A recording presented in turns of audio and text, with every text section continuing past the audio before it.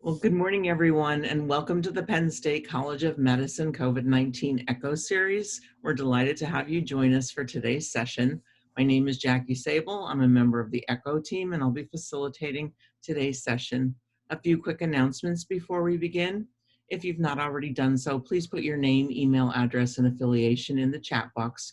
Please stay muted unless you're speaking. You can use *6 on a phone or the microphone icon on the bottom left-hand side of your Zoom screen. You can also use the chat for communicating during the session. We realize that question and answer time is important to you, and we try to categorize and address as many questions as possible, but we always follow up with any open items after the session via email. If you have suggestions for future COVID-19 echo topics, please feel free to share them via the chat tool, or you can email us at echo@psu.edu. Please remember that if we're discussing cases, no personally identifiable information or PHI is allowed. We are recording these sessions, and we share all materials and recordings after the session. In the spirit of all teach, all learn, we'll be on a first-name basis during the session. Today's session will include a lecture on engaging socially isolated older adults during a pandemic by Dr. Matthew Kaplan, and that will be followed by discussion and questions and answers. During the lecture, please feel free to put your questions into the chat. We do have a team of specialists from Penn State online, and they help to field questions, but please remember that this is all teach, all learn, so everyone can share both questions and answers. Finally, Matt's presentation does include a few video clips, and we just ask for your patience as we transition from lecture to videos. I think that's twice during the presentation. And with that, I'm going to turn things over to Matt. He can introduce himself and get us started. Hey, thank you so much, Jackie, and very happy to be here and to see you all. I think we have a little bit more information about ECHO over here with some slides.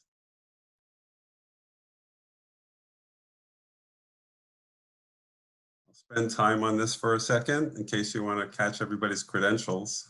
Never heard of FAASLD, but I'll find out about that after session. Okay, shall we start?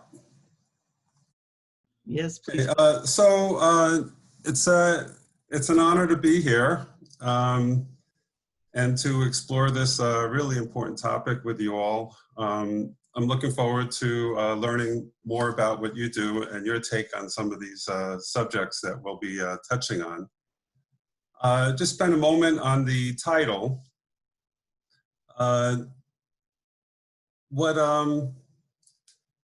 It's a very big topic, and we only have about a half an hour, 35 minutes to cover. But I just want to be clear, looking at the title, as we know, there's no one kind of older adult. People vary tremendously in terms of their situation and family and community, living arrangement, institutions involved, and so on. So I welcome different contexts in which to explore this topic, and hopefully you'll share that with me. I understand many of you work in care settings. In many cases, this topic resonates with people who have family members who are living alone and isolated, or neighbors, or community activist-oriented people want to make sure no one is alone. So there's many ways to explore this. We can really delve into it. But today is just meant to give a flavor of some of the ways in which what I call an intergenerational studies field can contribute to this discussion and dialogue. So I'm going to really take an intergenerational perspective. I've been doing intergenerational work for about 30 years, actually a little bit more, time flies.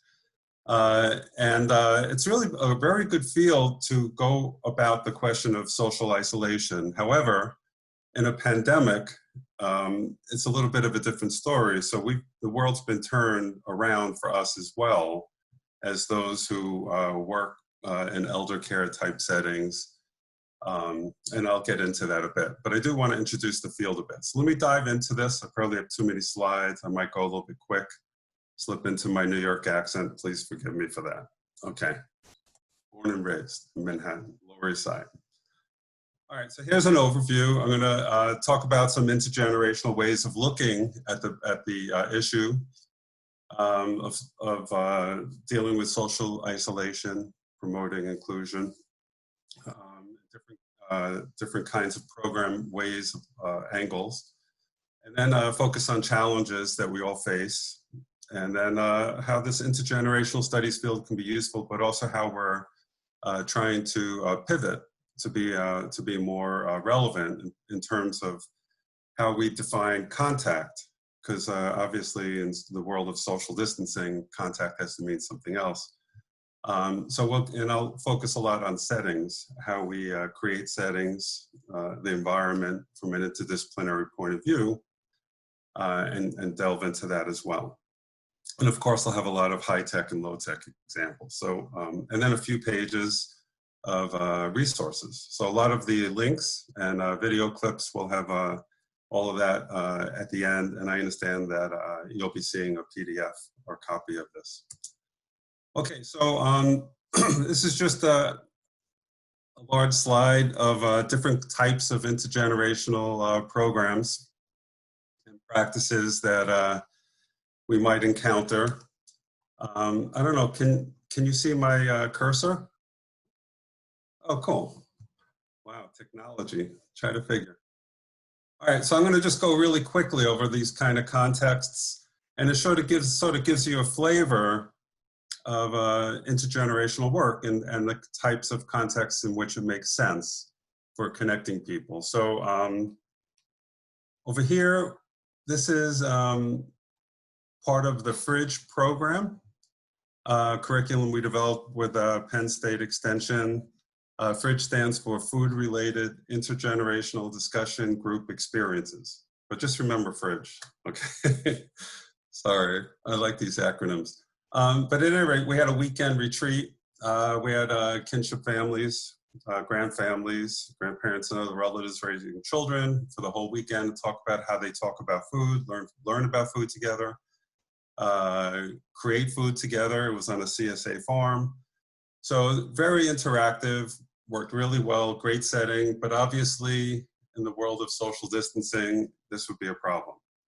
So I'm going to ask you to think, as I explain each of these photos really briefly, how it might work in a virtual engagement kind of context. Because you can't actually smell and eat the food together. So we got to be creative in our exploration here. The one in the middle over here is a 4-H program. There's a 4-H club. It's about to do a service project, assisted living facility locally. They were wondering, well, what are we going to say? How are we going to get going? And the 4-H club leader was really great on her toes. And she says, well, what do you care about? Bring something you care about. So they brought their animals. That was one of the club programs they had. And it was a great way to bridge the communication. And I would say facilitating communication across the age span is one of the strengths of this intergenerational field. On the right is a Grandparents University program, picture of that from Wisconsin. So you have a university alumni society, many older adult alumni would come together for a few days and learn about the university in hands-on ways. Some of them said, I got to bring my grandkids to this. This is wonderful. So hands-on learning, everyone loved it. 99% wanted to keep it going as is with the grandchildren coming. Bottom left is a walkabout, talkabout event we did in Hawaii. I was in Hawaii for 9 years before I got here 20 years ago at Penn State. Having people share about their lives and places in which their lives unfold. So we call it a walkabout, talkabout. Has a program at CCRC, Continuing Care Retirement Community, is a literacy kind of emphasis. And the one on the right, which you all could tell quite obviously, is a picture of the Penn State Intergenerational Kazoo Club. People coming together for their joint love of kazoo music, and they do it together, and it happens to be intergenerational. All right, so this is just giving you a feeling of it. And I think what's special about intergenerational work isn't the fact that it's intergenerational, but that it really adds value to some challenges that people have, addressing needs, and also providing outlets and conduits for them to explore and share their assets and their skills and knowledge. So we have programs in all of these different areas. I think I showed you images of some. The one in the middle I have, reducing social isolation. I think this cuts across all of these ways of engagement. So, and that's where we're going to focus. I just wanted to show that it really is a broad, multidisciplinary kind of field. As far as research showing the benefits of this kind of work, there's a mounting evidence. Much of it is in terms of case studies, action research, and other kinds of modes of evidence, not always double-blind controlled studies. But tons of research and evidence is accruing as to these benefits for older adults in terms of cognitive, social, and physical stimulation. And here are some of the other realms. I guess we're talking about social connections. I love the quote from Mark Friedman's book, Prime Time, about from a senior volunteer who was involved in one of the school volunteer programs. She was describing what it meant to her and how she looked at it. She said, it's the opposite of a thread you pull and the sweater becomes unraveled. You pull on this thread and you find yourself connected. Just felt that was very profound. It was a great metaphor for showing the value of being connected in a meaningful way with the students. And that program was super well studied. And it's not only for older adults who benefit. Children and youth get a lot of benefit as well, of course. A lot of evidence about not only having adults present, but older adults bring something special. They have a lot more context to share in terms of historical and cultural traditions in the community. They also help to counter negative age-related stereotypes just from their presence. In many cases, changing views on how younger people view what it means to get older, what it means for them to age today, how their behavior today can influence how they age tomorrow, having role models that are really powerful and effective in their lives, and really counter negative age-related stereotypes, which we know start kicking in as young as like 2 or 3 years of age. Okay. Okay, so, all right, so that's just a little bit, that was a very quick sort of overview of some of the aspects of the intergenerational field. Why is it so challenging for us? I guess the disconnect for us all, I think, who work with older adults and all generations, the disconnect is severe. Here are some quotes from this article called The New Normal for Many Older Adults is on the internet. And many of us are really delving into high tech, new tech, virtual connections between people. So they were exploring that. They had some good quotes from Charlotte Dixon, the director of the Village Movement in California. So she's talking, the second quote, you're basically disappearing almost 30% of the state of California. And she's talking about, I guess, sheltering in place. And although it's going to be looser, a lot of people, the restrictions are loosening up. A lot of people are highly segregated in terms of space and worried about interaction in large public spaces, indoors, and so on. So many people are writing about how this is calcifying divisions between generations. People aren't really seen. And to use the phrase disappearing almost 30% of the state. I found that pretty powerful. And it's really a call to action for anyone working in the field of aging, or even with connections or caring for people who are older. Okay, and the intergenerational field really is all ages, not just older and younger, but the generations in the middle are engaged as well. Okay, and again, as I said before, young people have a lot to lose as well when they're disconnected. The kite as metaphor for the disconnect, I think, is very powerful. David Singh, who's the director of the Center for Gifted and Talented Native Hawaiian Children, basically talked about this metaphor to show the importance of intergenerational connections for healthy development of children. So the kite itself is representing young people. The string is their connection to culture. And the person holding the string represents the kapuna, or the elders. So it's their connection to the generations beyond that allows the kite to fly but not get lost.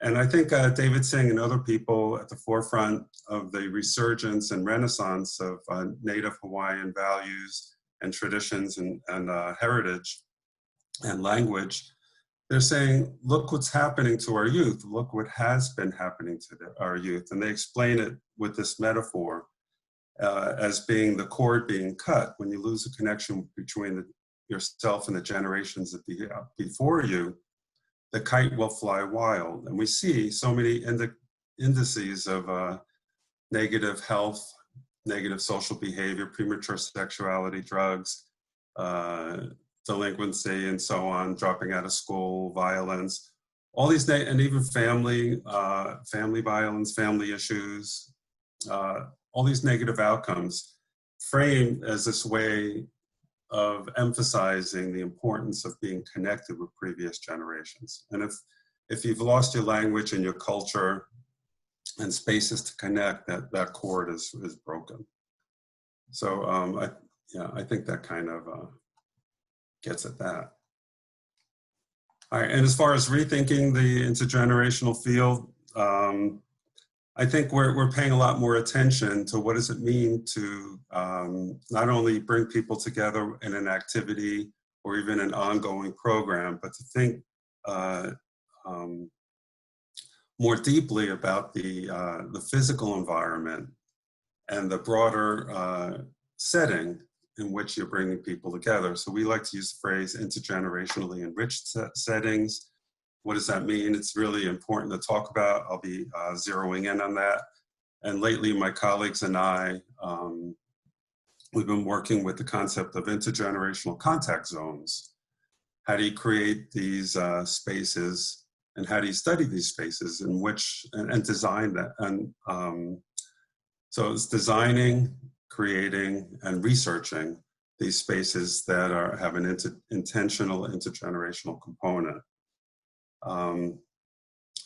Okay, so that's the physical setting, but that's not enough. We need to expand our understanding of contact beyond physical contact. So then there's a lot of work we've been stretching to think about right these days about virtual contact. And it's not only presence between different parties virtually or far away, but also to think about implied presence. What kind of ways can you put cues in the environment and in people's lives that remind them of connections with ancestors, with family members, people across generations, support systems, stories, and so on, and even imaginary presence. So some of the benefits of intergenerational engagement can be understood in the context of these other ways of positioning people to connect with one another. So this has really been rough work lately. We realize that technology is potentially a solution for a lot of disconnect issues, but you're probably finding out, we're finding out, is that there are hardware, software, connectivity, training, and comfort level challenges. It's not like everybody's ready to delve in. And even to go into someone's home to revamp and set up a nice, simple technology center for connecting with people online, it's hard to do that when you have sheltering in place and people are really worried about the coronavirus. Okay, and also community shutdown. So it's not like you just could go to your favorite places for connecting with folks, senior centers to to learn or even eat alongside friends, learn about things, volunteer with others, provide, share your knowledge and so on. So it's been a double whammy, and it's been really difficult. So we're going to try to talk about some ways in which we're embracing this focus. So from an intergenerational perspective, I think a framework that's pretty much been pretty workable for many of us doing intergenerational work is to think about categorizing the field and this intergenerational engagement phenomenon topic according to depth of engagement. Previously, it was like who's serving whom or what kind of setting, but when you start researching these kind of programs, you find that like a one-hour contact is not the same thing as meeting someone over a whole year. So this depth of engagement continuum is helpful for distinguishing between different levels of depth of connection. So number one would be just reading a book about someone of an age, a different generation. Sure, you're exposed to interesting stories, but you don't really meet them. So kind of like a museum on aging, or, the irony is that there are people who are alive who are older and want to share lives. And then next level, number two, would be seeing the other age group, but at a distance, maybe exchanging video clips of your average day. Number three would be meeting each other one time. Maybe it could just be a teacher of an elementary school class saying, let's go visit the senior center down the road and having an event together. And then when that kind of thing works well, you get to a number four, people say, wow, that was great. Let's do something like this every year for Grandparents' Day or some holiday like that. And then number five is when you start having relationships, people really knowing each other and looking forward to connecting in more meaningful relationship building ways. Here you get a demonstration project. So at least like 3 months or so of at least weekly connections, meetings where it could be around some issue like maybe teen parenting, some challenges you have in matching those teen parents, new teen parents with older adults who have gone through parenting, grandparenting, and have a lot of wisdom to share and talk about those challenges. And then when those work really well, you even get to number six where they kind of institutionalize it. Let's say a senior center in a school or retirement community and a youth club could actually say, let's make this part of our curriculum, let's cross-train the staff and so on. So that's really a bigger commitment. And then number seven is actually designing shared sites, intergenerational shared sites. And generally that's kind of where we were moving toward.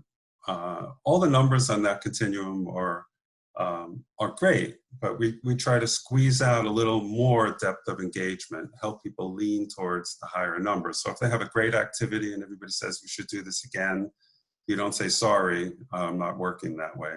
You lean towards, yeah, let's make it part of the curriculum. So here we talk about designing out open spaces, parks, shared sites. The scene on the right is in the entryway mural for an intergenerational community center, or like a multi-service community center in Japan that's become an intergenerational center. So all the programs are integrated and so on. As far as enhancing virtual presence, so many of us realize that when you can't get together, again, we start looking at technology. How do we get people tuned into technology? So the issue here is how do we enhance virtual presence? So a bunch of colleagues and I've been fortunate to work with, including Mariano Sanchez at University of Granada. I think he might be on this phone call, this webinar. And Leah Bradley, who's Director of Empowering Aging, a new organization in Maryland, did a survey of intergenerational programs around the world that were embracing an intergenerational component. And here's a conceptual framework for how we frame how technology fits in. So as I was mentioning before, if you look at A over here, increasing digital literacy is kind of the beginning if you want people to access and engage online. So this is through technology training, support systems, user-friendly virtual environments, and so on. So once that really works and you have that figured out, which is no easy task, but many organizations are really soaring ahead, and I'll show you an example in a moment. Then people are less fearful or hesitant to embrace new technology, and then that leads to more time spent online and new opportunities for social engagement via technology. So the dialogue goes beyond talking about technology, how you're learning and so on, but that people can learn about others' lives, gain new insights into ways to expand their social circles, new civic engagement pursuits. So you're engaged, that's really great stuff. And the more you spend time, the more you spend time you have online, you have fuller and have been set up yourself to have fuller access to existing services via online pathways. Then you have even more capacity to use new technology as it comes out to meet your interests and needs, and that feeds back to increased opportunities. So it's kind of like a loop, but of course we have to get started. I did a talk like this recently, and everybody called me out. They said, "Look, there's no way my grandmother's going to want to, start learning. She's held off with a smartphone. She doesn't want to go, get into internet." So there's a mixture of fear, discomfort, comfort with one's own life. So for all the wonderful potential that technology has, how do you get them to start? So one clue is here. You work with who they trust to improve their digital literacy skills. There's a program in Ireland, it's called Get Your Folks Online. So they're training young people to train their older relatives how to embrace technology. So it's kind of striking. It's kind of cool that it's so simple. And I think people are discovering this kind of intervention strategy all over. I see examples, not only your mom or your dad, but your neighbor, or your friends over at the senior center or the assisted living facility. Okay, and I have links all over, so you could take a look at some of these sites at your own leisure. Then if we're talking about using technology to connect generations, I think we all know about how entertaining the internet can be, but it's a slight shift from thinking about online exposure to activities that can entertain us to activities that can bind us. So going from self-guided fun activities like these great free virtual tours of the world's famous and most amazing museums, zoos, and so on, converting those from self-guided solo trips into like adventures with your loved ones, including grandparent-grandchild connections. So there are ways to do that, simply like even with Zoom or some other long distance meeting software. And you could go on these together. And for one, like let's just say if I'm going to one of these great museums, let's say in London where they have like mummies. I've seen mummies before, but I would love to be with like a 7-year-old that never saw a mummy before and is enjoying talking, like asking questions like, why would people mummify themselves? It would just expand my horizon, my curiosity, and it would be so much more fun to take this trip with a grandchild. So at any rate, so that's part of the social inclusion part, the live connection part, enriching everyone's lives part. Then it turns out that people who design computer games are kind of getting with the program, so to speak, and designing some features, interactive features into their games that are quite conducive to family play, where it's not only how quick you are and how familiar you are with a particular software, but also you have to use skills that many older adults are really good at.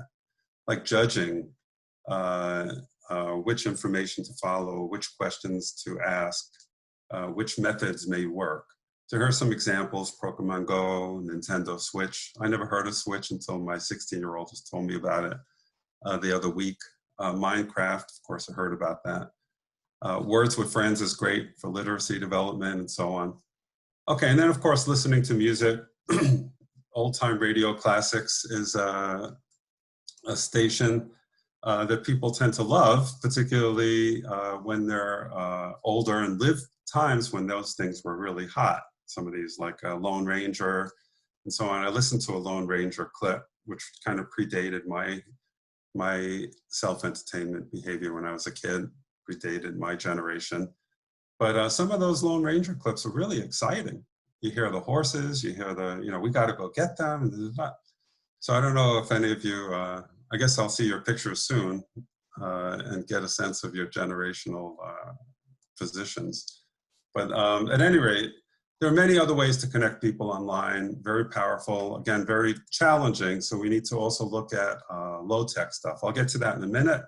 Here are some examples of family activity challenges that can be done virtually, can be transferred into even an institutional kind of setting where people are in their spaces, their rooms, kind of alone.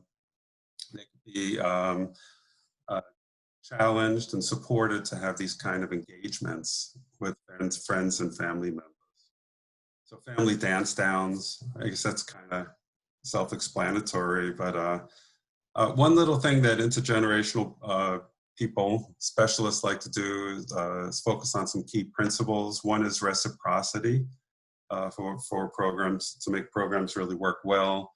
In other words, not just having one generation talk or lecture to another generation, but really have everybody share. So everybody a learner, everybody a participant and explorer. So family dance down would be you share your dance, I share my dance. Let's see who learns better the other dance. So stump your relative games and so on. Also, seniors as supporters for others. I think part of the tragedy of the social disconnect that's happening, particularly with older adults who are sheltering in place or socially distanced, physically distanced, I should use, is that their natural way of supporting others is cut off as well. They can't be going to the youth club and telling stories, leading exercise clubs, and so on. So there are a lot of online portals for mentoring, giving feedback, teaching, coaching, and so on, young people, and even to share your stories to live by. On the bottom, we have Sages for the Ages. This is a curriculum out of University of Maryland that's kind of really well done, and they're adding to it these days. Oh, so here's a video clip I'd like to show, which is a use of new technology in a social, engaging kind of way. It feels very strange. Carla Smith, 10 minutes from her parents' nursing home, yet she can't go in to see them. It was a big change for them.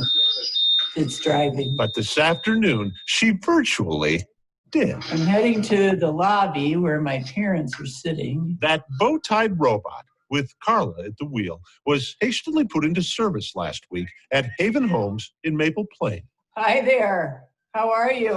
Isn't this amazing? Families are now being trained to use it for visits no longer possible in person. How are you doing today? You're doing very well. It's really brightened their day. Katie Novotny, Haven Homes administrator, has quickly become a fan of the robot designed not for nursing homes, but office use.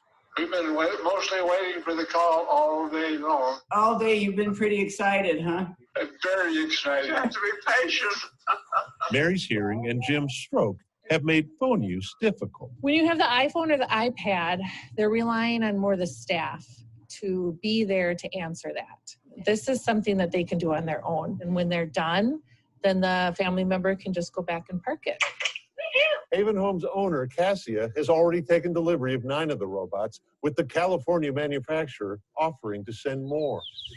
Problem identified. Spring is coming, though. And technology springing to action. It's a great day to be alive. Well, that's a good attitude. Boyd Hooper, KARE 11 News, Independence. Thank you, Michaela.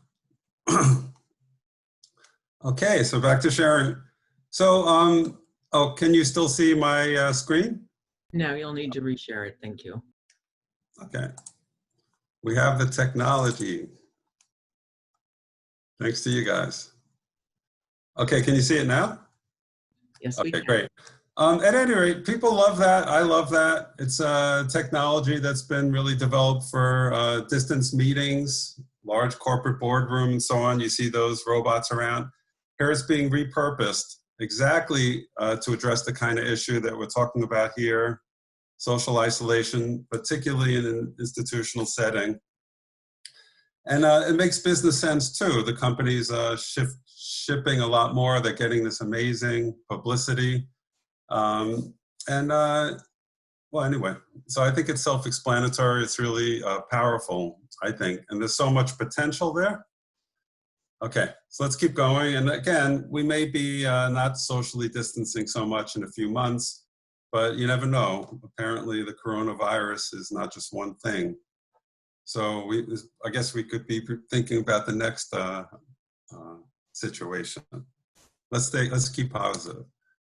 Okay, so, and then there are other technologies that are coming out, like these goggles, a lot of this virtual reality technology. I haven't really seen it so that people can interact with each other's screens and what they're seeing 3D. So I think there's a lot of potential here. Notice how they're all isolated in monogenerational or monopersonal ways. But if you look at what's going on with holographs and so on, 3D projections, there's actually some person-to-person interactive capabilities coming up in some of these initiatives. And I found this slide with this organization called Extreme Tech. Here's a link to it, where you can actually be designing something. If you could design a community space with one another, you could actually just use your imagination and creativity of all the things you could do together and create together. And of course, low-tech strategies. And again, you got to go with the comfort level of people and work with them step by step, what they would like to do. And, you know, we can't forget about postcards, letters, packages, phone calls, and so on. Very simple programs are emerging. I have a colleague in Hawaii, Christy Nishita, also, University of Hawaii Center on Aging, but also with the Hawaii Intergenerational Network. Kind to Kapuna, she had a simple program with school kids writing notes and using art and sayings and so on to send to their Kapuna, older adults and senior centers and retirement communities. Very powerful. Everybody kind of loved that. And it grew like wildfire. Everyone who heard about it wanted to do it with their school and senior facility. And here's probably one of my favorites. I never would have thought of this. You know, some people who are isolated in institutional settings, they have a window, a large window to see outside, and all that's kind of distancing even or teasing them, but you can actually engage across that window. So tic-tac-toe, simple example. You just give them markers that don't stain the glass, a little tape, and they have a lot of fun. And then beyond that, you could have walkie-talkies, maybe a little receptacle to hold them on both sides. You could actually be talking and laughing together. Or you could even do that little game. We used to have two tin cans attached by a string on both sides of that window, talking to each other. It's curious about how sound travels across rope and string. So really get creative, and even to see people is great. And if the people aren't there, we could create other kinds of ways for them to be there. Here's another one I'd just like to show you quickly.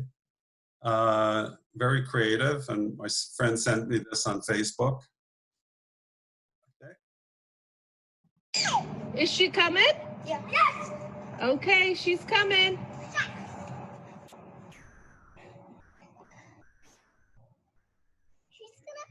Come through and hug us.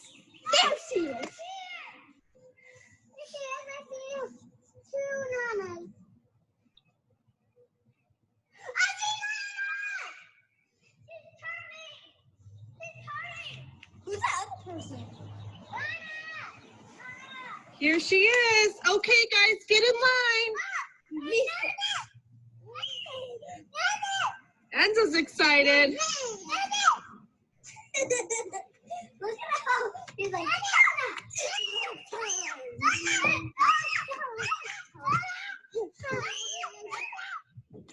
stay back, lady. It's hot time. So, Nana, we couldn't put a plastic bag over you or over them like we saw in that video. Here. Now, how did you do that? Wait, how? Come on, Nana.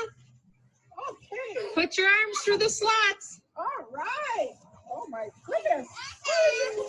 Oh, I love you. I love you. Oh, this is so good. My turn.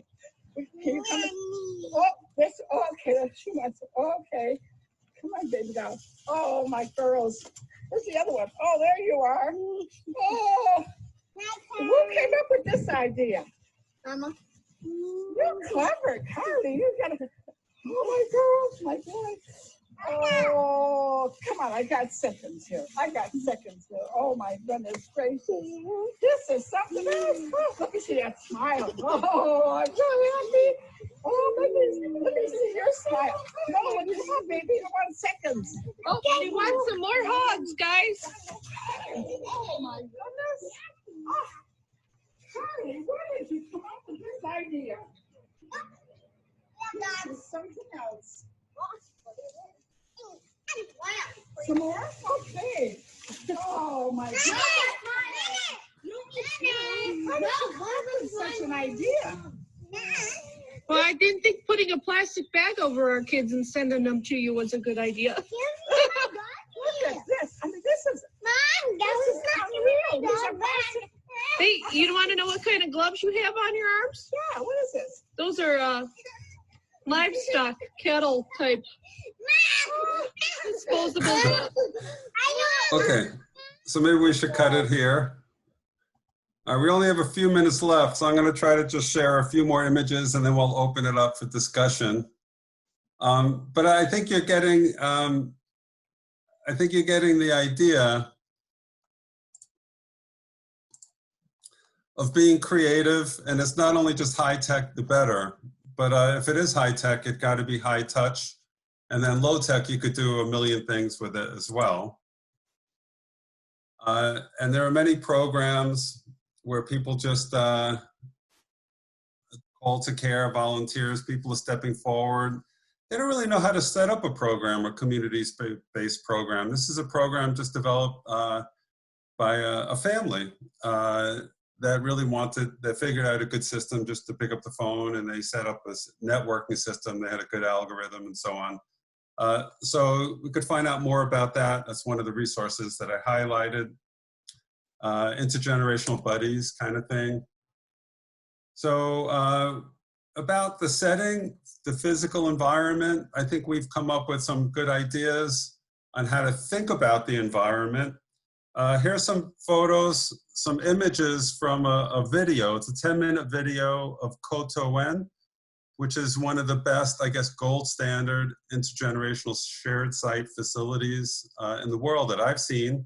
It's in Japan, in Tokyo, and basically it's a preschool co-located with an adult day program, retirement community. Independent living, I think, is right there as well, as is some long-term care options and assisted living options. At any rate, they exercise together, do a ton of things. So here's a story. One gentleman, during exercise time, he's a little bit wary of the kids or worried about whether they'll accept them. Some other seniors, like here, they're really popular, they're engaging. And then over a mealtime, he has a nice interaction with a kid, a little boy, who was just bullied by another little boy who took his pudding. Then they become friendly because he helped him open the pudding and shared his pudding. And then they're connecting during nap time, making airplanes, reading time, and the other kids are kind of starting to like him. And then it's a little bit of a tearjerker because he was ill, he passed away. And this last shot is after he passed away in a Japanese context. They created a small shrine. Maybe it's temporary, I'm not so sure, but it's called a butsudan. It's like a small ancestor worship kind of, or caring and remembrance of someone who's passed away kind of a space. And here's a little boy coming over, and he brought his little dessert, and he puts it onto the picture, onto the shrine itself. So here you have a gold standard program, but if we think about the environment as symbolic as well, conveying symbols of engagement, like this little shrine, I would even go further, that not only leave that shrine of the elder there, but even have a picture like this, the boy sharing his dessert and that story up there on it as well. So you're actually in a way enshrining this intergenerational engagement that's quite touching. And you're helping people realize that this also conveys the intergenerational ethos of that shared site. So one more example like this, I need to skip that one. So here's a program, a shared site in Alicante, Spain. If Mariano Sanchez is on this, he could probably correct me as we get into chat. But it is 244 units, mostly older people living, younger adults living in the same place. Again, gold standard design, some joint spaces for eating, gardening, and so on. But as far as the living space, it was really hard to figure out how do we get people to actually visit each other without violating their privacy. So they came up with this great idea. I visited the place. It was kind of really something I'll never forget, to put plants that each person kind of is responsible for outside their doors. And apparently it gave everybody else an excuse to knock on the door and say, oh, I see your flowers are blooming today. So to really engage one another. And so the plants actually sparked another dimension of engagement and shared joy of their gardening expertise and experience. And they're beautifying the community, the building together. So it's a shared experience. It's a co-created experience. So, so here's, so just another minute, and I know I'm just about out of time. We do want to hold it up. I could tell by a couple of expressions. So really our task is, with this intergenerational orientation, how do we modify some of these activities so that technology can enable long distance contact? In some cases, it's modifying the environment in certain ways so that they can be engaging and sharing. And not just in a stinted one way, here's my song to you, goodbye, but ways in which they could share. So we could use some of the knowledge about activity facilitation that we've gained through trial and error in this field and apply it to some of the unfortunate pandemic context that we find ourselves in.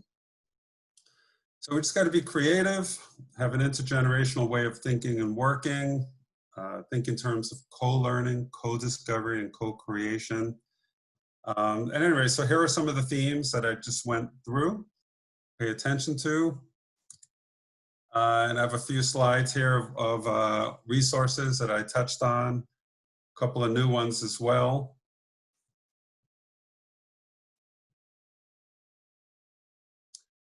Penn State's, the website that I manage for Penn State Extension and my department, Social Science Department in the College of Ag Sciences, AESE, Agricultural, Economics, Sociology, and Education.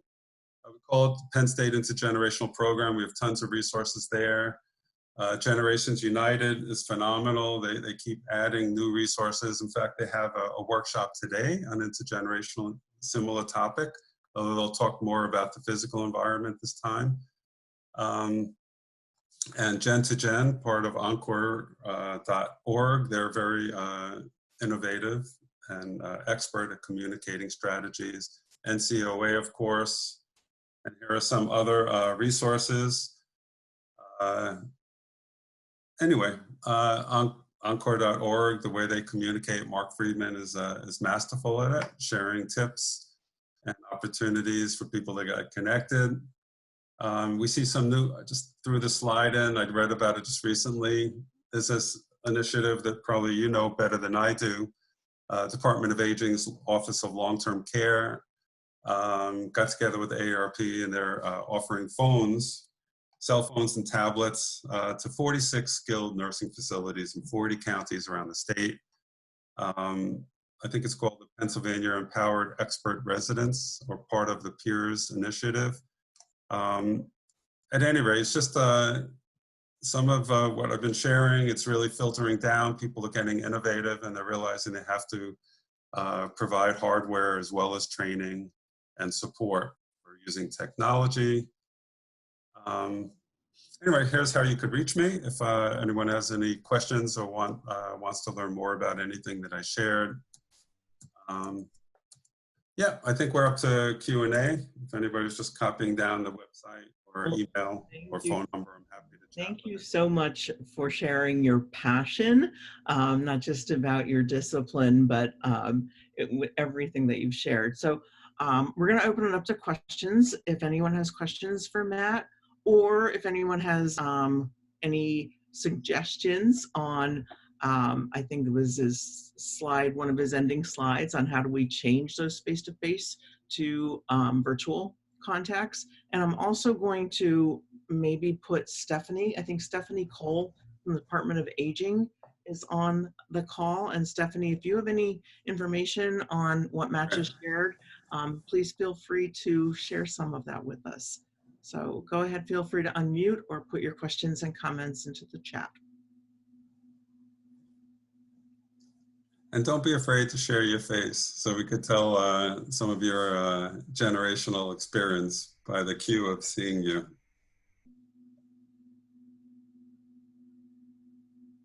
Oh, there she is. Hi, Stephanie. You're on mute, though. Hello. Oh.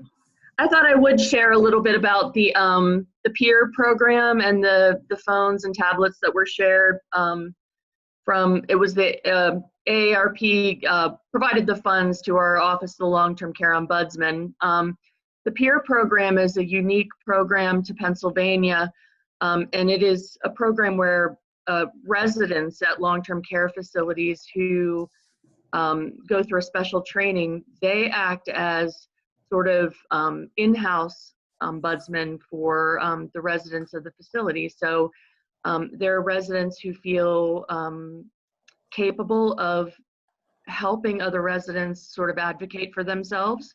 And in the facilities were picked basically where there was a peer resident there, and so that resident will be responsible for managing the devices and keeping them clean and assigning them, getting them to residents who would like to communicate with family members, helping them use the device. So it's really exciting.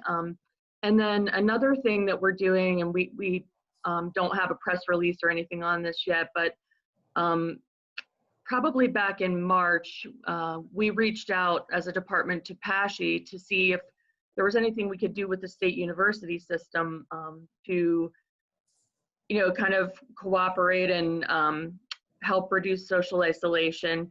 And there was nothing kind of immediate. It was a little too cumbersome to try and work something out very quickly because of what was going on with students being at home and everything. But we've had in the meantime about now 8 universities have reached out to the department, and we're working to put together service learning programs for various degree programs in all of the schools, schools of public health, social work, various behavioral sciences. And so students will be able to work with older adults during the semester. And we've done reporting now where we can identify risk factors in our consumers to see who's at high risk for social isolation based on those risk factors, and hopefully involve those consumers in these programs. So it is really exciting. And Matt, to your point, you know, it has, I mean, as bad as this has all been, made us think of new ways to engage with our consumers and to help them in ways that we never thought we would or we never thought were possible. Stephanie, thank you for sharing that. Do you know if anyone is looking at the telepresence robots as options within Pennsylvania? Not at this time, we haven't, no.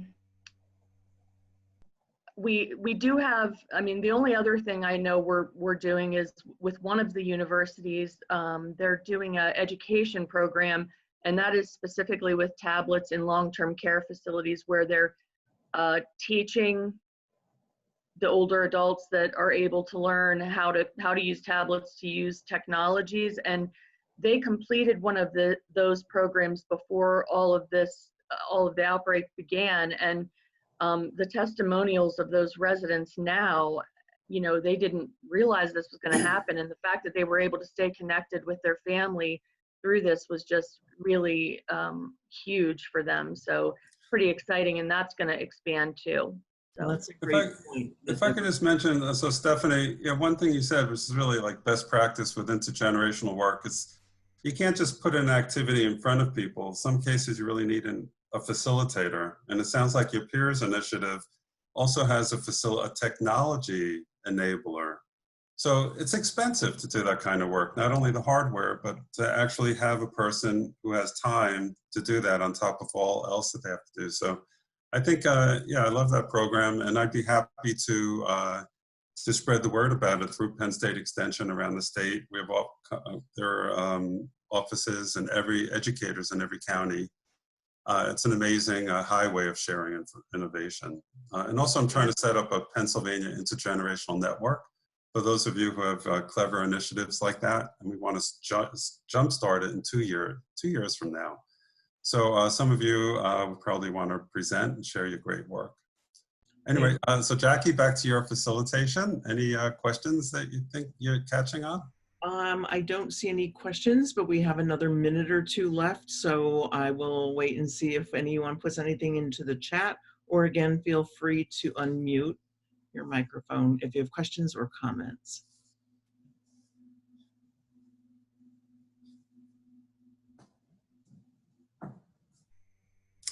I could, while we're waiting for someone, we talked about physical presence, virtual presence, and implied presence.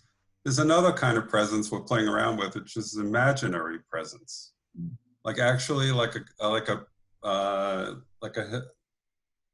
imagining or creating a person, an image of a person that's an amalgamation of people who live in a certain context or historical period. So someone like Sandy Smith in our forestry department, he's playing around with historical interpretation through planned reenactments to expose children to the history of forests. So it's kind of cool, and he dresses up. You've seen historical reenactments. So like, what would an older person look like 150 years ago who basically made their living in forest environments? So we could create virtual experiences as well out of that, as well as actual physical engagement. So there's a lot of creation here involved in the creativity. So just encourage people to let go, let your imagination go, as long as it's authentic and based on people's real lives rather than some fabricated, irrelevant to people's lives idea. Well, thank you for sharing that. It is 10 o'clock, and we do keep Echo on time. So just a quick reminder that you're able to collect CME credits for participating today. A survey will be sent following the session. Please complete one survey for any session that you attend. As mentioned earlier, all materials from today will be shared. I believe Michaela has included the links to our materials in the chat. And please continue to watch your email for additional sessions as we schedule them. Thank you all for your participation and attendance. Thank you, Matt, for a wonderful lecture. And I hope everyone has a safe, happy, and cool weekend.